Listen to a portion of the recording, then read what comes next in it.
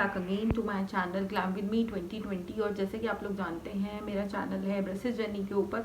तो चलिए स्टार्ट करते हैं मेरा वीडियो। और सबसे पहले जो आज का मेरा टॉपिक होने वाला है वो है बहुत ही इम्पोर्टेंट, और मैं आप लोगों से भी कुछ डिस्कस करना चाहती थी, तो मेरे को समझ नहीं आया कि मैं किस तरीके से करूँ।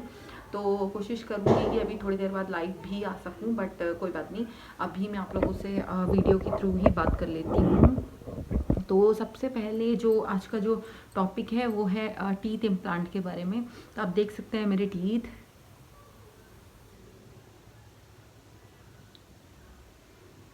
तो जो मेरे ये वाला टीथ है, मैंने आप लोगों को पहले भी बताया था कि जब मैं 12 या 13-14 ईयर की एज में थी, तो उस टाइम पे मेरे टीथ में मतलब कीड़ा लग गया था, कैविटी बोल सकते हैं, वो हो गया था। तो उसके लिए मैंने रूट कैनाल भी किया था, और रूट कैनाल करने के बाद मेरा 20 या 21 तक मेरा वो रूट कैनाल बढ़िया से रहा।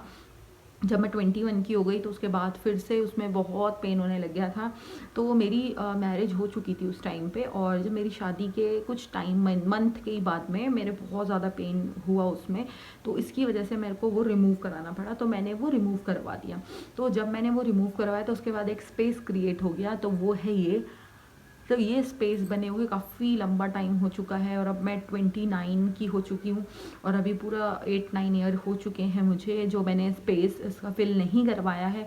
और अब मैंने ब्रेसेस लगवाए हैं, तो अब ब्रेसेस के बाद ऐसा लग रहा है कि जब सब अच्छे टीथ करने हैं, इतना पैसा लगा दिया है ऊपर से, अब जब परफेक्ट स्माइल चाहिए तो उसके लिए मुझे ऐसा लगता है कि मुझे इसको भी फिलअप करवाना चाहिए। और डॉक्टर ने बोला है कि आप इसको भी कुछ करिए, इसको फिल करवाइए, तो आपका टीथ मूवमेंट नहीं करेंगे। वरना अगर मैं नहीं करवाती हूँ या कुछ नहीं लगवाती हूँ तो टीथ मेरे मूवमेंट कर सकते हैं।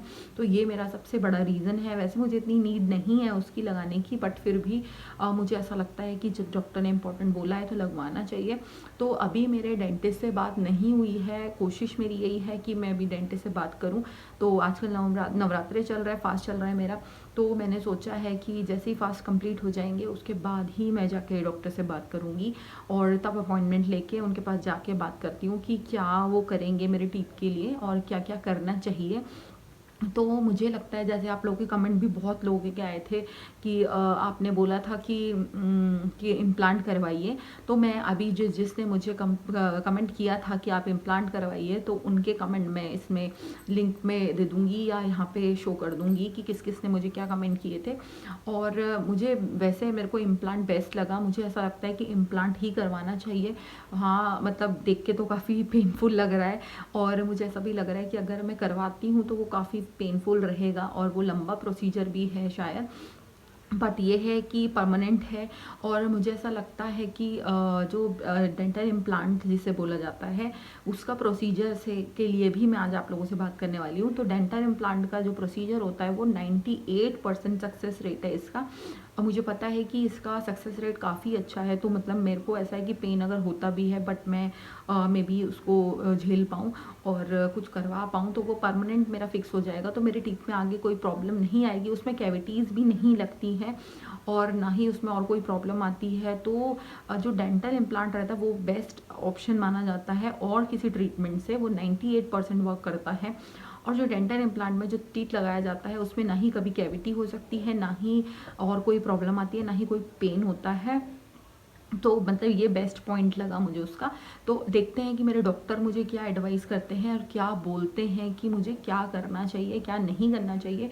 तो मैं बस इसी चीज़ के वेट पे हूँ कि पहले मेरे डॉक्टर से मेरे एक बार अपॉइंटमेंट हो जाए, तो मैं उनसे कंसर्न करूँ, क्योंकि हम डॉक्टर्स नहीं हैं, तो मैं भी नहीं बता सकती कि मेरे टीथ में अभी क्या प्रोसीजर बेस्ट रहेगा। वो मुझे जो बताएंगे मैं उसके अकॉर्डिंग ही आगे प्रोसीजर चलाऊँगी और करूँगी, क्योंकि करना उन्होंने ही है, तो वो ही बताएंगे मुझे कि क्या होना है।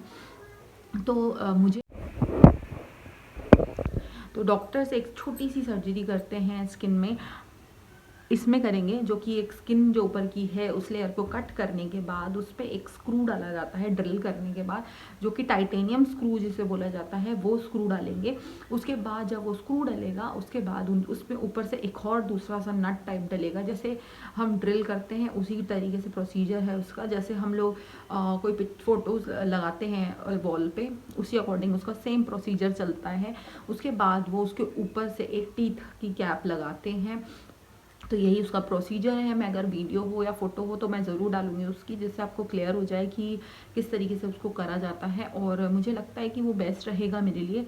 पर आप लोग भी कमेंट करके बताइएगा कि ज़्यादा पेनफुल है क्या नहीं, और किस किस ने करवाया है। अगर किसी ने करवाया है तो प्लीज़ मुझे उसका आइडिया दें कि काफ़ी पेनफुल है कि नहीं, और कितने टाइम तक चलता है।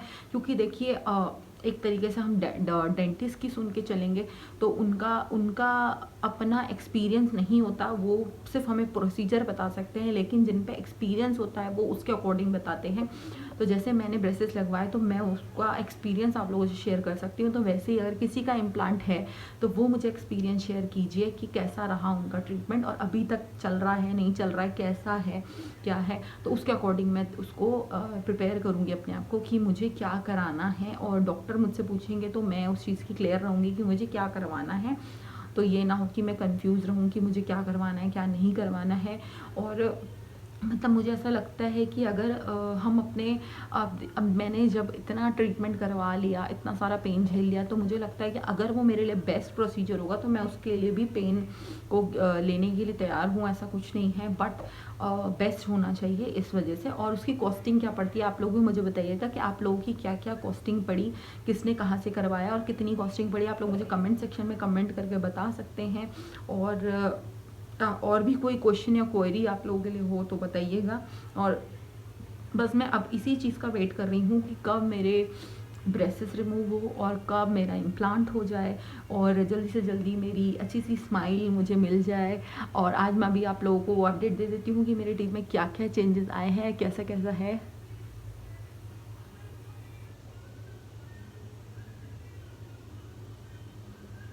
साइड मतलब जब मैं खुद को पहले जब मैं साइड पोर्शन है ऐसे देखती थी तो मेरा ये एरिया बहुत ज़्यादा बाहर दिखाई देता था। अब मुझे ऐसा लगता है कि यार देख सकते हैं, ये देखिए ये दोनों टीथ इतने परफेक्ट साइज एंगल दिखाई दे रहा है साइड से, इतना परफेक्ट दिखाई दे रहा है, मुझे खुद को भी यकीन नहीं आ रहा है कि ये मेरे ही टीथ हैं। मतलब मैं बता नहीं सकती कि मेरे को कितनी खुशी हो रही है इस फेस को देख के, इस टीथ को देख के, और सबसे मेन मेरे लिप्स देख के। जब मेरे लिप्स पहले में भी, आप मेरी वीडियोस देखना, पहले के लिप्स में और आपके लिप्स में मेरे काफ़ी ज़्यादा चेंज है, बहुत ज़्यादा, जिसे आप बोल सकते हैं 90% चेंज है, और टीथ में भी। और मुझे लगता है कि अगर आप लोग कुछ करवा रहे हैं तो उसके लिए आपको वेट करना पड़ेगा, बहुत टाइम टेकन लेना पड़ेगा। और अगर आप किसी चीज़ का डिसीजन लेते हैं तो उसको हैप्पीली उस चीज़ के साथ रहिए और दुखी मत होइए, आगे आप लोगों का अच्छा ही रहेगा। मैं आप लोगों को हमेशा ही ये बोलती हूँ कि अगर आप कुछ ट्रीटमेंट करवा रहे हैं तो उसके लिए पॉजिटिव रहिए। सबसे पहला है आपका पॉजिटिव रहना। अगर आप लोग पॉजिटिव हैं तो आपका ट्रीटमेंट भी पॉजिटिव रहेगा। तो आज का मेरा वीडियो बस इसी चीज़ के ऊपर था, और मिलते हैं मेरी नेक्स्ट वीडियो में नेक्स्ट वीडियो के साथ। तब तक के लिए bye bye and take care guys.